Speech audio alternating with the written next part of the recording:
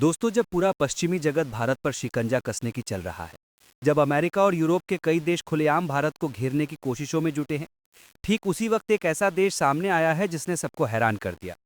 जब रूस से तेल खरीद को लेकर यूरोपीय ताकतें भारत पर टैरिफ की धमकी दे रही थी, तब लगा मानो पूरा पश्चिम भारत के खिलाफ खड़ा हो चुका है।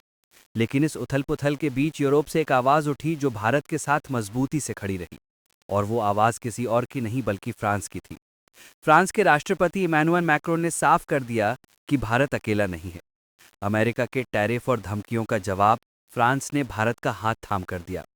यही नहीं, प्रधानमंत्री नरेंद्र मोदी और राष्ट्रपति मैक्रों के बीच हाल ही में हुई लंबी बातचीत ने इस दोस्ती को और गहरा कर दिया। फोन पर दोनों नेताओं ने अंतर्राष्ट्रीय हालातों पर खुलकर चर्चा की। यूक्रेन युद्ध, वेस्ट एशिया का संकट और बदलते वैश्विक समीकरण, सब पर विचार हुआ। और इस पर भी सहमति बनी कि भारत और फ्रांस साथ मिलकर इन मुश्किल घड़ियों का सामना करेंगे। प्रधानमंत्री मोदी ने सोशल मीडिया प्लेटफॉर्म एक्स पर लिखा कि उनके मित्र मैक्रों के साथ बेहद सकारात्मक बातचीत हुई। उन्होंने बताया कि दोनों नेताओं ने यूक्रेन और वेस्ट एशिया में शांति के लिए प्रयास पर विचार साझा किए और भारत फ्रांस रणनीति साझेदारी को और मजबूत करने का संकल्प दोहराया। लेकिन सबसे चौंकाने वाली बात तब सामने आई जब खुद राष्ट्रपति मैक्रो ने सोशल मीडिया पर अपनी भावनाएं साझा की, वो भी हिंदी में। दुनिया दंग रह गई जब फ्रांस के राष्ट्रपति ने लिखा कि अभी अभी प्रधानमंत्री मोदी से बात हुई और दोनों ने मिलकर न्यायपूर्ण और स्थायी शांति के रास्ते पर बढ़ने के लिए स्थितियों का समन्वय किया। मैक्रो ने यह भी बताया कि यूरोप की सुरक्षा, यूक्रेन को ठोस गारंटी और व्यापारिक संबंधों को गहराने पर सहमति बनी है। उन्होंने साफ कहा कि संप्रभुता और स्वतंत्रता ही असली कुंजी है और यही वजह है कि 2026 में नई दिल्ली में होने वाले एआई इम्पैक्ट समिट की तैयारी दोनों मिलकर कर रहे हैं। इतना ही नहीं, जब फ्रांस 2026 में G7 की कमांड संभालेगा और भारत ब्रिक्स का नेतृत्व करेगा, तब दोनों देश मिलकर बहुपक्षीय विश्व व्यवस्था को और प्रभावी बनाएंगे। ये वही फ्रांस है जिसने इजरायल के प्रधानमंत्री नेतन्याहू के आरोपों को ठुकराकर दिखा दिया था कि वो किसी दबाव में आने वाला नहीं। और अब भारत के मामले में भी उसने साबित कर दिया है कि अमेरिका की तरह वो भारत की राह में रोड़े नहीं अटकाएगा।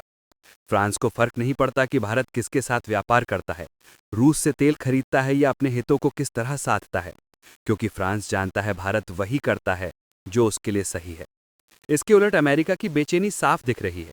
वो बार बार रूस और भारत की दोस्ती में दरार डालने की कोशिश कर रहा है। भारत उन्हीं के हितों करवार करने की रणनीतियां बना रहा है और यही वजह है कि अमेरिका के साथ रिश्ते लगातार बिगड़ते जा रहे हैं। लेकिन फ्रांस ने उल्टा रास्ता चुना। उसने भारत का हाथ थामा और इस मौके पर रिश्तों को और गहरा करने का निर्णय लिया। अब सवाल यह है कि जब बाकी पश्चिमी ताकतें भारत के खिलाफ मोर्चा खोल रही हैं, तब फ्रांस क्यों भारत के साथ खड़ा है? जवाब साफ है, क्योंकि सच्चा दोस्त वही होता है जो कठिन समय में कंधे से कंधा मिलाकर चले। और आज जब हालात चुनौतीपूर्ण हैं, फ्रांस ने साबित कर दिया है कि भारत अकेला नहीं है। असली रोमांच तो यही है कि आने वाले समय में भारत फ्रांस की ये दोस्ती वैश्विक राजनीति की तस्वीर ही बदल सकती है। दुनिया की राजनीति इस वक्त एक अजीब मोड़ पर खड़ी है। जो देश कभी भारत पर हावी फ्रांस करते हैं होने का सपना देखते थे, वही अब भारत की मजबूती से डरने लगे हैं। अमेरिका और उसके सहयोगी सोचते थे कि अगर भारत पर दबाव बनाया जाए तो शायद भारत झुक जाएगा, लेकिन हुआ बिल्कुल उल्टा।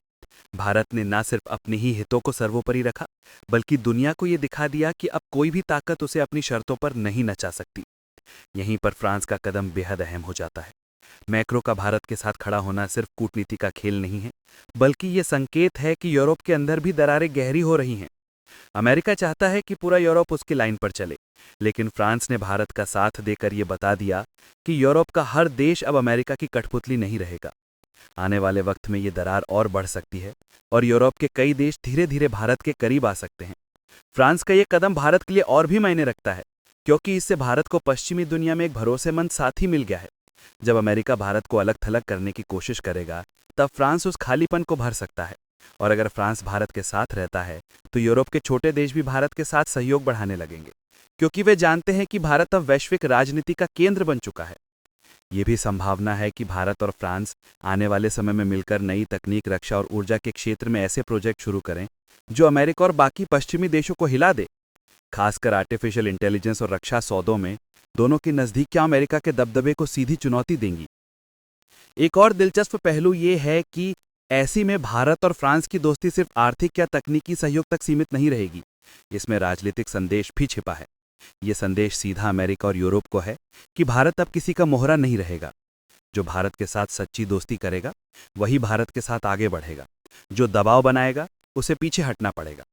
भविष्य की तस्वीर बड़ी स्पष्ट है।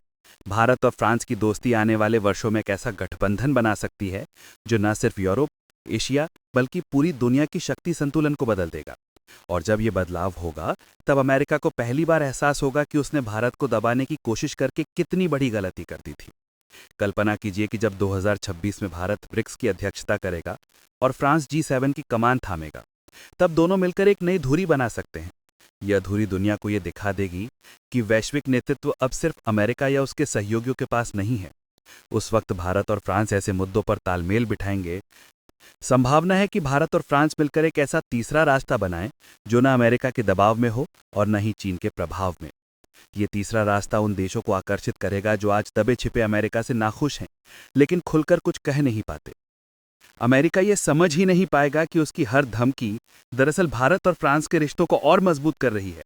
और जब हालात एक निर्णायक मोड़ पर पहुंचेंगे, तब शायद दुनिया पहली बार देखेगी कि भारत और फ्रांस मिलकर ऐसा वैश्विक मंच खड़ा करते हैं जो अमेरिका की पकड़ से पूरी तरह आजाद होगा।